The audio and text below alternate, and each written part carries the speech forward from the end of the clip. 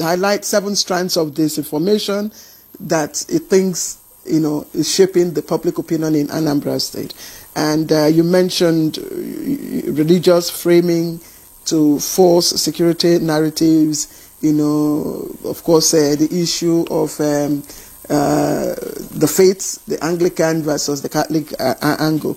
I mean, how dangerous, are these, narratives to voter turnout? Yeah, so quite an interesting question, really. So in August, the Center for Democracy and Development, went to Anambra. We will usually do this for every election. So we have a pre-election and analysis visit. So we went to Anambra, we had Nnewi, we had Oka, and we also had Onisha. So we brought people together to hear their views. So the reports that we brought out were actually, from the views of the people, the surveys that were conducted. So we came up with 8 eyes.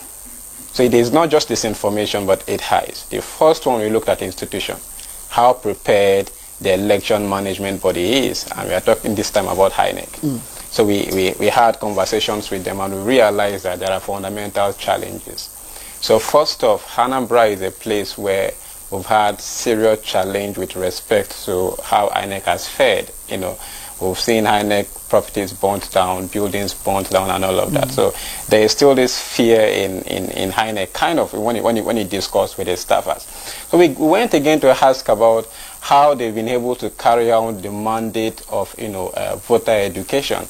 And we realized that, voter education in many places were very urban. In the rural places, we realized that it hasn't really crept deep into those places. And, those sentiments were there. And there were even fears to go into places like Lilu, places like, Orumba, places like, Amoka and Asia, that were considered very hotspots of insecurity. So that's the fundamental challenge.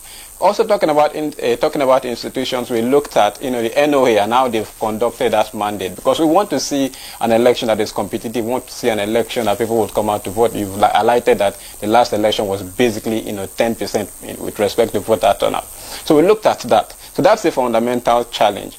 Again, what gave us some kind of worry was the voter registration process that we observed. We saw that despite, first, the window was very small for people to come out and register, and then also in some places, there were a lot of crowd that INEC could not manage. So some people would say, they could not register. So that was a very big challenge with respect to how INEC managed the logistics of the voter registration.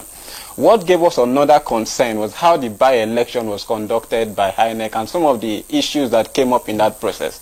So we monitored that process. So for us, we are saying this is that one election that INEC needs to prove itself. There's a lot of voter dissatisfaction, especially from the 2023 elections. People are very dissatisfied, whether correct or incorrect. There are narratives that, against INEC that, INEC needs to really, dismantle at this particular point in time. Very, very, very important is the fact that, different institutions need to come together to ensure that the election, goes on as planned. The second is the issue of insecurity. Yes, Prof is right. It is not as bad as it was in 2021. But again, we had discussions even with the REC that says from 2023 till now, there are some wards in Anambra that election has never been conducted, especially in Iyala. She said it when she had a conversation with the civil society organizations. So it is for us a dangerous trend that we cannot ignore. And adding to it, really, well, it dawned on us when we got to Anambra Airport. We drove down to Nnewi. We did not see, beyond the airport, we did not see a single formal security personnel. What we saw was the Abuja Shemba group.